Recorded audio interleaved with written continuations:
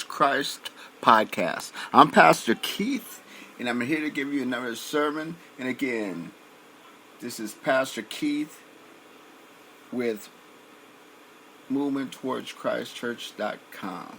So I want to tell you something. You can reach us anywhere you listen to podcasts.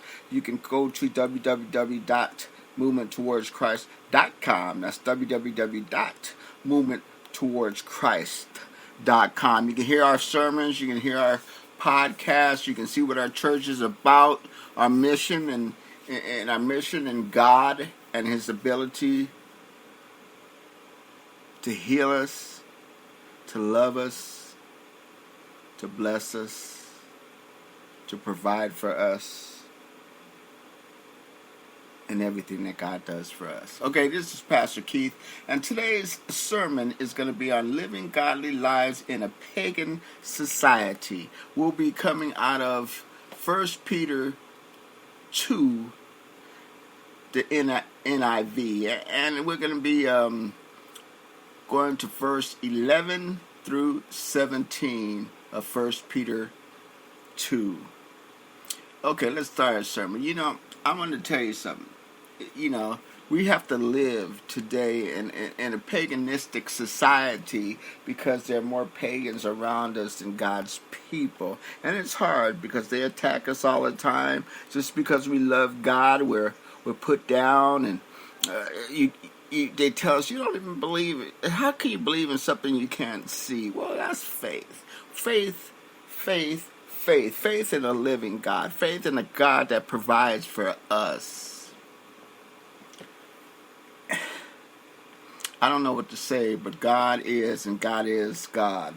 And what we want to do today is just go over how we live in a pagan society and still keep our righteousness, our ability to love God. Our faith in Him is even stronger when we're attacked. And because we're God's children, the pagans in the world attack us just like Satan attacks us, because we are godly people, and they want us to go to their side. They want us to drink and smoke and gamble and do this and that, and they want us to be more like them, and we want to be more like God. That's the difference between us and them, is we want to be more like God, and they want to be more like themselves, living in that world, that fleshly world, not a godly one. Let's start with verse 11, and it reads, "Dear friends, I urge you as foreigners and exiles to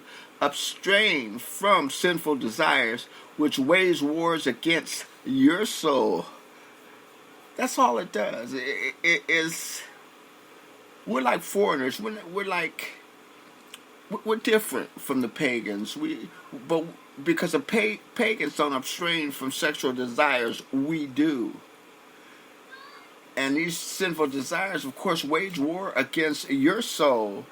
But they're not fighting that. They're living in that lustful world, that world that seems easy to them, because they don't want to give themselves to God and walk that narrow path. They don't want to walk that righteous path because they consider it too hard, and they don't have the ability to believe in something they haven't seen. I don't understand, because who created us? Who gives us light? Who gives us dark? Who gives us flowers? Who gives us rain? Somebody is doing this, and it's God. And they believe more in evolutionary things, that we started out a little tadpole, and we all of a sudden we got on the earth, we walked, and we looked like monkeys. We grew up, we're standing up straight, and all of a sudden we're human beings. They don't believe in Adam and Eve. They only believe in evolution. Or they're atheists, and they don't even believe in God. They don't fear God as we do, because He can judge us and take us away anytime He desires. Now in 12 it reads, live such good lives among the pagans, that though they accuse you of doing wrong, they may see your good deeds and glorify God on the day He visits us. We have to live good lives among the pagans, and the only way we can do that is having God in our lives and having Him block all their sinful desires, have Him block Satan, have Him block everything that's against God. And we need His help. We can't fight the pagans without having the armor of God on us. So we have to live God, seek God, and live the Word, because the Word is God. Now, though they accuse you of doing wrong, they accuse us of being wrong just because of our love for God. And we do our good deeds to glorify Him every day of our lives, and that's what we have to submit to. Now in 13 it reads, submit yourself for the Lord's sake to every human authority, whether to the emperor as the supreme authority, or to the governors who are sent by him to punish those who do wrong and to commend those who do right. So we actually have to obey the authorities, but to the point where if they take away from God, if they go against God, if the law goes against God, then you have to believe in God's law, not the authoritative figure over you, but God wants you to understand that you have to follow the laws of the land, because without that, there wouldn't be no organization, and without that, there would be no churches. My thing is, a lot of people saying, well, their church is going away from religion. And religion is what brought organization to Christianity, and allowed these offshoots to hold once they were developed because of organization, because of religion. That's enough on that, because we're not talking about that. We're talking about living in a pagan society. And, if we do that, we're going to have wars. And there's been wars in the past. God has sent His armies after cities and stuff that go against His law. And we have wars. And people say wars are good because the economy gets better, yada yada. But don't go to war just because. The only time you go to war is when God tells you to. And some of these holy wars, I understand, and they're fighting for their religion and all that, but you fight for God. And there's only one God. There's no such thing as Buddha and ba. There's no such thing as that. There's only God. God is the only God. Now in 15 it reads, for it is God will that by doing good you should silence the ignorant talk of foolish people. I was in church the other day, and the pastor was talking, and she said that you don't have to go in. I'm a pastor. I don't go in and start my conversation with, I'm Pastor Keith. I'm Pastor Keith this. I'm Pastor Keith that. You should know just by the way I handle myself, just by the way I talk, that I am with God. The smile on my face, the way I walk, the way I talk, my mannerisms, everything promotes God. Everything promotes light over darkness. So every movement, every expression on my face, I'm in a lot of pain, but I smile anyway, because that's God's will, to be happy, to try to love your neighbors. And that's what I try to do as a pastor, or as God's child. And that's what He wants us to do. So your moves with silence the ignorant talk of foolish people. Because you have to understand, when I'm in a room and I'm talking to a group or one or two people, whatever, they hear me, and they stop their ignorant ways. They don't cuss when they're talking. or they say, excuse me, and I'm sorry, I know you're religious and all that, so they stopped this. And there's a conversation I had with a young man that was working on my car.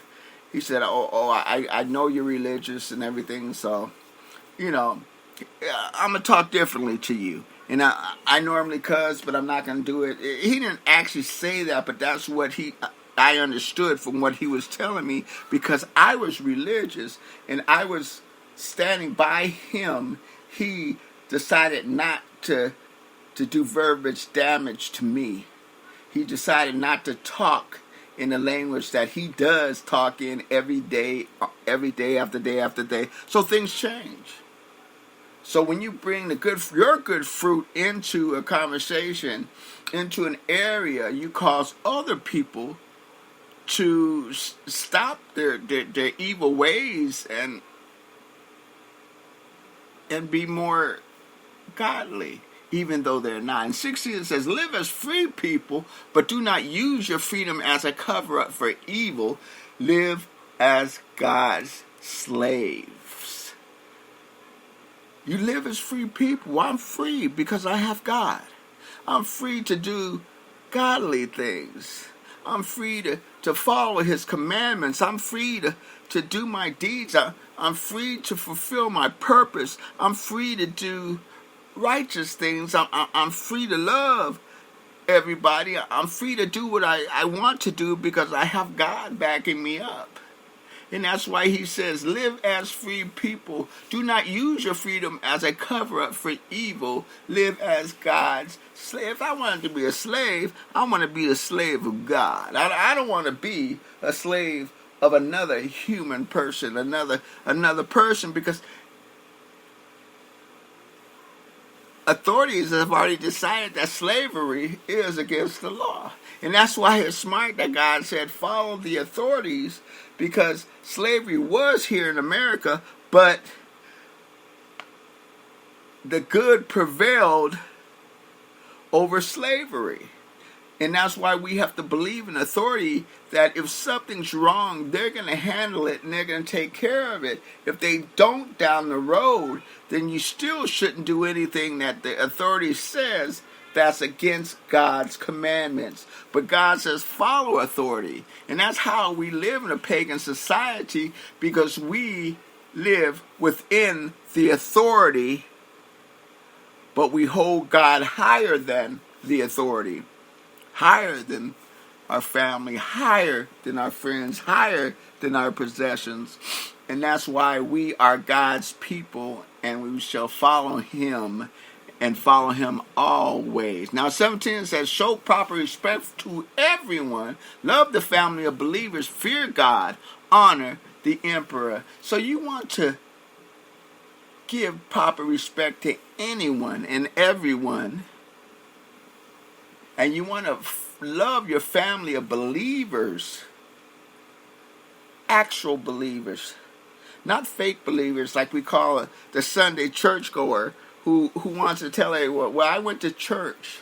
But you can go to church, but you don't have to love God. You can sit there for an hour and a half, 2 hours, and pray and throw your hands up and all that. But that doesn't make you a believer in God.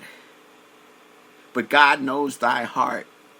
God knows thy heart. So a pagan going to church might as well be a post on a pew, because they are not listening. They're reacting to something they don't know anything about, but they just want to brag to their peers that, yeah, my whole family goes to church and we're happy and la la la la. But you can't believe that people believe that, because like I said, as you walk and talk and breathe, so goes your heart. And we understand that you may be a liar and not be truthful in your belief in God. That was living godly lives in a pagan society. So we have to live in a pagan society but still hold God to the highest. And this is Pastor Keith with Progressive Movement Towards Christ Church. And I want to say, you can listen to us on any podcast venue that you listen to. And you can go to our site, www.movementtowards.christ.com. That's www.movementtowards.christ.com. And I want you to be blessed and be happy and be in God's Spirit. Till next time.